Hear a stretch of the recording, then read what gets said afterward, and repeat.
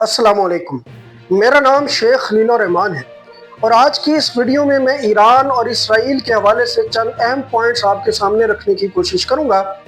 इस वक्त आप सोशल मीडिया देखेंगे, नेशनल मीडिया देखेंगे या इंटरनेशनल मीडिया देखेंगे, हर जगह ईरान और इसराइल के हवाले से ही डिस्कशन हो रही है। और मेरे नज़दीक शायद ही कोई शख्स ऐसा हो जो मीडिया को देखता हो और उसे ये ना पता हो कि ईरान और इसराइल में इस वक्त क्या हो रहा है। इसराइल ने इंटरनेशनल लॉ की वायलेशन करते हुए ईरान के ऊपर हमला किया, जिसके रद्द अमल में ईरान ने भी इसराइल के ऊपर हमला किया है और पिछले चंद दिनों के अंदर इतने हमले, इतने मिसाइल्स फेंके हैं, इतने ड्रोन्स फेंके हैं कि पूरी दुनिया को हैरान करके रख दिया है कि ईरान भी ऐसा कर सकता है।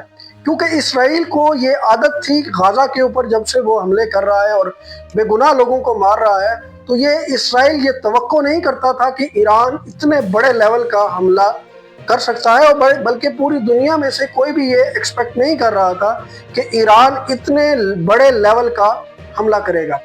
बहरहाल ये हमला हुआ है और ये इसराइल की जानिब से इंटरनेशनल लॉ की वायलेशन हुई है।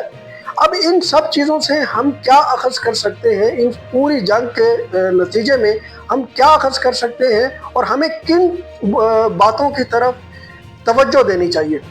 सबसे पहली और बुनियादी बात तो ये है कि अगर मशरिक़ वुस्ता के अंदर, मिडल ईस्ट के अंदर कोई मुल्क जेन्युइनली किसी कॉज के लिए, इस्लाम के लिए लड़ रहा है तो वो ईरान ही है।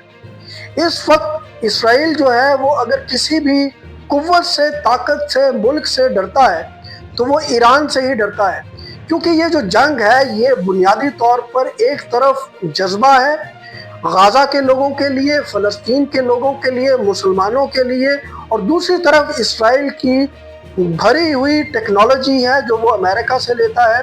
यानी इसराइल टेक्नोलॉजी के लिहाज से ईरान से बहुत ऊपर है, और दूसरी जानिब ईरान जज्बे के लिहाज से इसराइल से बहुत ऊपर है। और जब जज्बे की बारी आती है तो आपने इन चंद दिनों के अंदर ही देख लिया है कि किस तरह पाकिस्तान ने इंडिया को शिकस्त दी। इसके बावजूद कि इंडिया की डिफेंस स्पेंडिंग क्या है, वो असले के ऊपर कितनी अपनी बजट का हिस्सा लगाते हैं, डिफेंस के ऊपर अपना कितना बजट लगाते हैं, इसके बावजूद पाकिस्तान ने अपने जज्बे से कैसे इंडिया को शिकस्त दी। उसके बाद यूक्रेन जैसे छोटे मुल्क ने कैसे रशिया के ऊपर इतना बड़ा हमला किया। तो लिहाजा ये जो इन चंद दिनों के अंदर इन तीन जंगों को आप देख रहे हैं, इससे हमें एक चीज़ बड़ी वाज़ेह होती है कि जज्बा जो है वो किसी भी टेक्नोलॉजी को हरा सकता है। हाँ, वो इंडिया पाकिस्तान का मसला हो, यूक्रेन रशिया का मसला हो, या अब इस वक्त ईरान और इसराइल का मसला हो। दूसरी बात जो हमें समझनी चाहिए और पूरी उम्मत मुस्लिमा को समझनी चाहिए कि शिया और सुन्नी की जो जंग है, यानी मुसलमान जो मुसलमान को मार रहा है और शिया और सुन्नी को काफिर कहना और सुन्नी का शिया को काफिर कहना, ये वाकयात और ये जो चीज़ है ये किसको बेनिफिट देती है? ये बुनियादी तौर पर मुसलमान मुखालिफ जो ताकतें हैं वो ये चाहती हैं कि शिया और सुन्नी आपस में लड़े, मुसलमान की गर्दन काटता रहे, जिससे उनके अपने मुफाद हासिल होते रहे। और वो कभी भी ये नहीं चाहते कि शिया और सुन्नी का जो कॉन्फ्लिक्ट है, जो मसला है, वो कभी भी किसी भी दौर में आके हल हो। बाकी अगर आप इस जंग को परखेंगे, उसको एनालाइज करेंगे, तो ये बड़े रोज़े रोशन की तरह वाज़ेह है, क्लियर है कि कौन सा मुल्क किसके साथ खड़ा है और कौन सा मुल्क किसके साथ नहीं खड़ा। लेकिन बुनियादी बात जो हमें समझने की ज़रूरत है और मुसलमानों को समझने की ज़रूरत है कि जो सिलसिला आपने इसराइल को तस्लीम करने का शुरू किया था, आप उसके अंजाम में क्या देख रहे हैं। आज मुसलमान कुव्वतें खुलकर ईरान के साथ लड़ नहीं सकती, क्योंकि ये वही यूएई है जिसने इसराइल को तस्लीम किया है, फिर बहरीन ने किया है, और मुख्तलिफ इस्लामी ममालिक जो है वो इसराइल को तस्लीम करते जा रहे हैं। लिहाजा इस वक्त जो मुसलमान उम्मत को समझने की ज़रूरत है, हमें इसराइल को तस्लीम करने की बजाय इस वक्त ईरान का साथ देना चाहिए, और जितनी कुव्वत, जितनी ताकत से हम ईरान के साथ खड़े होकर इसराइल को ख़त्म कर सकते हैं ہمیں کرنا چاہیے۔ اسرائیل نے جو ظلم غزہ کے اندر، فلسطین کے اندر کیا ہے، آج آپ کو فلسطین نظر کہیں نہیں آ رہا۔ پوری دنیا کے اندر اگر کوئی انٹرنیشنل لاء کی وائلیشن اتنی زیادہ کر رہا ہے تو وہ اسرائیل ہی کر رہا ہے۔ لیکن ہم اگر اپنے صرف تھوڑے سے وقت کے مفاد کے لیے اسرائیل کو تسلیم کرنے کی طرف جائیں گے تو انجام پھر یہی ہوگا جو دنیا چاہتی ہے، وہ یہی ہوگا جو اسلام مخالف طاقتیں چاہتی ہیں، پھر ویسا ہی ہوگا۔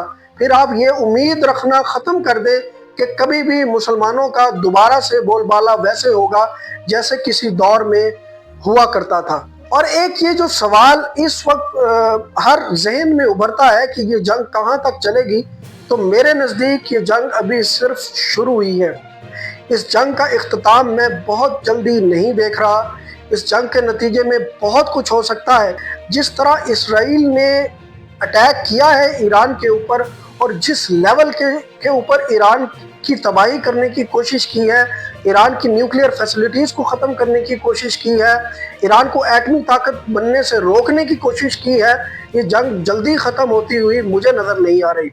دوسری طرف اس وقت جو انٹرنیشنل کمیونٹی ہے وہ ایران کے اندر ریجیم چینج بھی چاہتی ہے کہ ہمارے اپنے مرضی کی حکومتیں آئیں، ہم ایران کو اسی طرح چلا سکتے ہیں جس طرح ہم چلانا چاہتے ہیں۔